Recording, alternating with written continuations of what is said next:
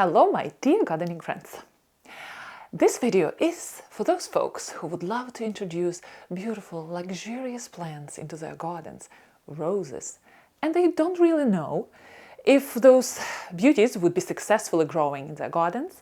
They don't really know a lot about growing roses, and in order to avoid the frustrations of plants which are not performing very well year after year, refusing to bloom, being plagued by diseases, and eventually the gardener would be so frustrated that the gardener will decide just throw that rose out and install grass or something hardy and something, I'm sorry to say, boring. More boring than roses, okay?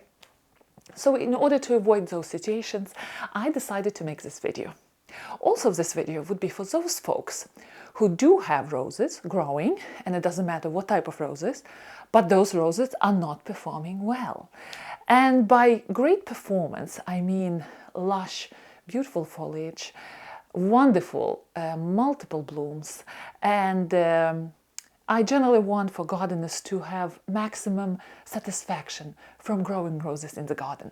So that's why I made this video. My name is Olga Carmody, and I'm happy that you're here on my channel.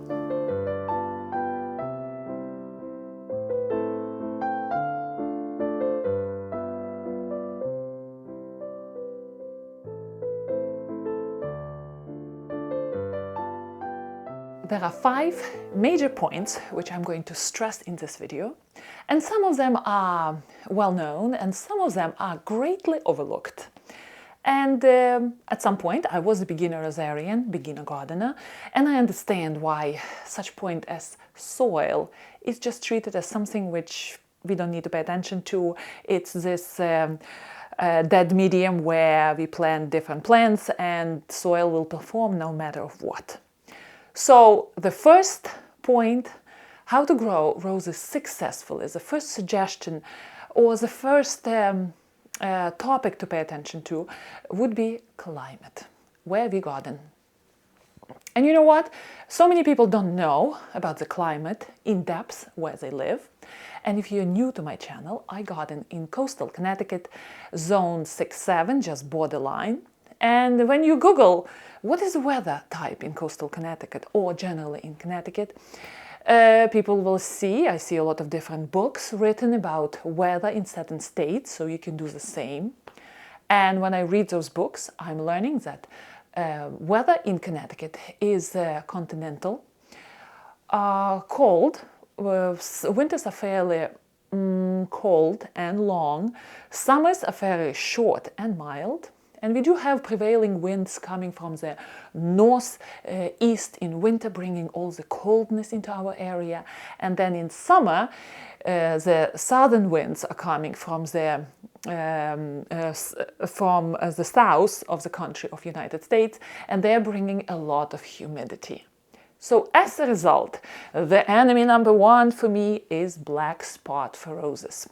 People in the western part of United States probably wouldn't have black spot, but they would be dealing with different issues. So knowing your enemy is already half of the victory, as my dad used to say. So learn your climate, learn your growing zone, which zone you are living, and usually when you look at the label of the plant, in our particular situation, rose, let's say rose is hardy from zone 5 to 11 or 10.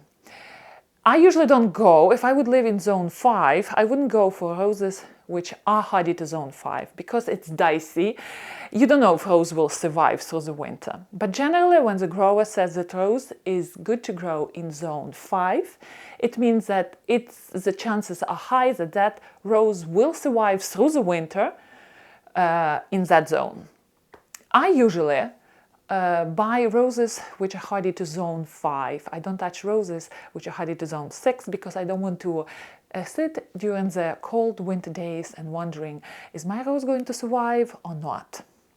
Also I want you to understand that if you live just on the borderline, you live in a cold climate, let's say in zone 6, and your rose is good to zone 5, know that your rose is not going to be as big as, let's say, the same variety in zone 11. Zone 11 will have much bigger shrub performing much better probably. And in your area, zone 5, you will have much smaller bush, but it will be performing for you. So this is point number 1. Know your climate and research roses accordingly. Very important point number 2, soil. And very often people don't want to think about soil. They don't want to do soil tests. So here I am trying to persuade you to have a closer look at soil, because soil is this almost living mechanism. It's a home for 25% of known animals to modern science. Just imagine 25% of all living creatures have soil as their home. So there is a lot of different relationships happening. There are a lot of different relationships happening in the soil. And if we treat soil as this inert medium, we are into trouble, because the second biggest element of health and great performance of plants would be soil where it grows. Because from soil it takes nutrients, from soil it takes water. Soil is the medium where plant roots grow. And besides the importance of sun and air, soil is very important.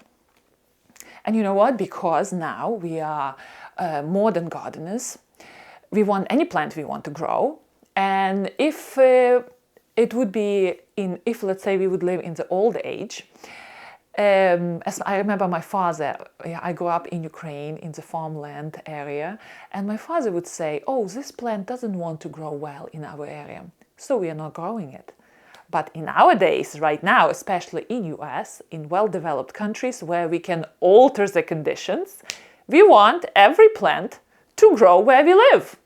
So in old age, I would not be able to grow beautiful roses here in Connecticut, because Connecticut soils are very acidic, majority of them, and roses do love, here we go, the scale from alkaline to acidic side. So roses love the area between 5.8 to 6.8, which is just slightly acidic. 7 is considered neutral. And soils in Connecticut can be 5, way below 6. In these situations, if I would plant my rose into such acidic soil, rose would not be able to take the nutrients, because if the acidity is too much for a plant or alkalinity is too much for a plant cannot take the nutrients from the soil, and then it struggles.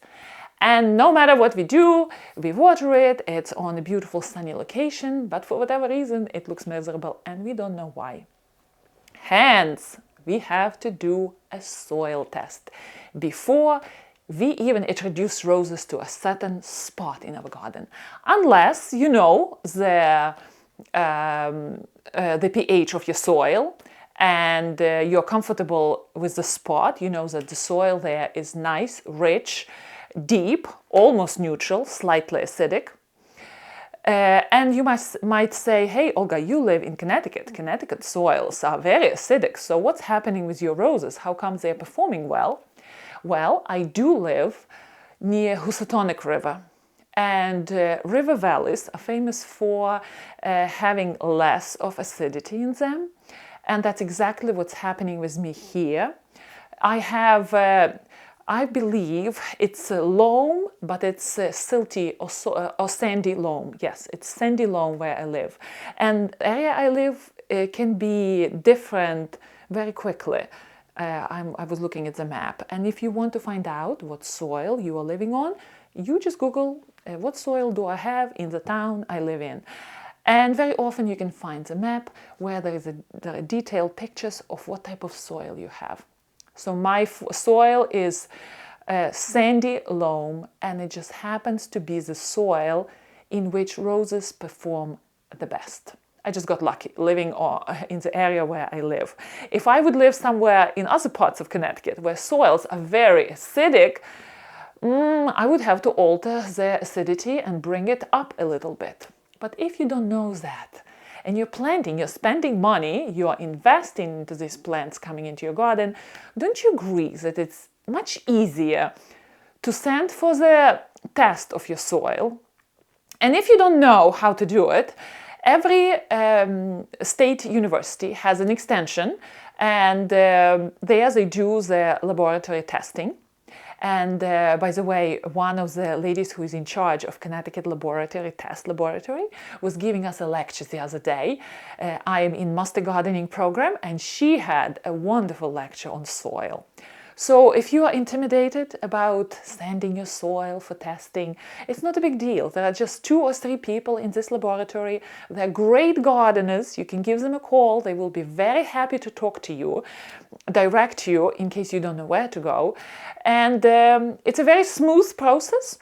One big suggestion is do it now, not in spring, because in spring they receive a lot of tests and you will just get back the results so much later. But now if you do it in January, February, the test might come back within a week and you will know what soil you have. And by the way, they're not going to tell you what soil you have, they're also going to tell you what to do to bring that soil to the ideal conditions in which you want to grow your plants. And you are going to tell them that I want to grow beautiful roses. So people in the lab will automatically know that roses grow well in soil from 5.8 to 6.8, and they will recommend to you what to do for that soil. Isn't it great? So I hope I persuaded you to do the soil test before you introduce your roses into your garden, because it's easier to alter the soil before you introduce your plants.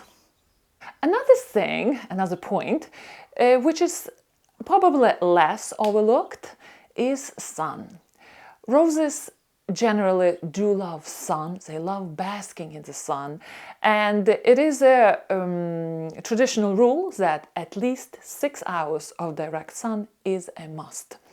Of course, there are roses which are more conditioned to grow in shady areas, but again, there wouldn't be that bloom power and that great performance, and that's what we want our roses to do, right? Perform well and bloom well for us. So 6 hours is, I must say, is a must. And believe me, I am bending corners around my garden too. I try to bend rules sometimes because I have this wonderful place which has only 5 hours of sun, and I'm trying to persuade my rose to grow there. For example, my Katrina rose. But she's so vigorous that she's going to climb up to the sun very quickly, and there maybe 5-6 feet away from the ground, she's going to get her sun majority of time in the morning. So keep in mind that ideal is 6 hours, but again, where is ideal in our gardens? Roses can get adaptable to a degree, but if you have a very sunny spot and then a shady spot, don't make a mistake and plant your roses in shade, because they are not going to bloom well. Meanwhile, on the sunny spot, they will be so wonderfully full with a lot of leaves and a lot of flowers. And the last very important point, for you to be successful with roses, you have to understand that you do have to pay attention to them. If you wouldn't pay attention to your roses, they will survive. They wouldn't be as beautiful, but they will live, they will bloom much less, because they wouldn't have all those nutrients and water to produce beautiful performance. But roses are very developed plants, and humans had a lot to do with it. And the development was towards beauty, towards great performance, a lot of blooms. So if you introduce roses into your gardens, be prepared that you cannot just plant a rose and forget about it. That rose will live, but it would not be performing well. So nutrition is very important. Water is very important for roses. Roses are very hungry eaters. So be prepared to research about rose food, and I do encourage you to do it organically if you can. I try to do a lot of things in my garden naturally, and only if there is a disaster striking, I do have to use some heavier stuff. But otherwise, I try to treat garden as this natural balance. The same with soil. Soil is very balanced. And in case you think that soil is this inert medium, no way. Soil, 50% of soil consists of hard particles, and 50% of soil consists of water and air. Air takes 25%, water takes 25%. And between all those spaces in soil, microorganisms create sticky substances. Also, the roots of the plant create sticky substances. And those substances glue all the particles of soil together. And between all that little life of soil, all the organisms are growing and interacting with each other. So the balance of the soil is important. And for the last, I would say, several decades, scientists who were able to look closely into the life of soil are discovering magnificent things. That the closer you look, again, as I said in my previous video, the closer you look, the more you see. It's like me going through a master gardening program. The more I know, the more I realize I don't know. Soil is very important, sun is very important, your climate is extremely important, and your time which you're going to devote to your roses is also important. One more thing. I already mentioned it in one of my videos, but I think it's worth mentioning here. If you have a year where you have to travel or something happened, whatever, and you know that you wouldn't be able to pay attention to your rose, don't feed the rose. And then rose will get the point. Rose will not bloom very well. Rose will use what it can in the soil, will conserve its energy, will not produce a lot of basal canes for next year. So you might get a smaller rose next year.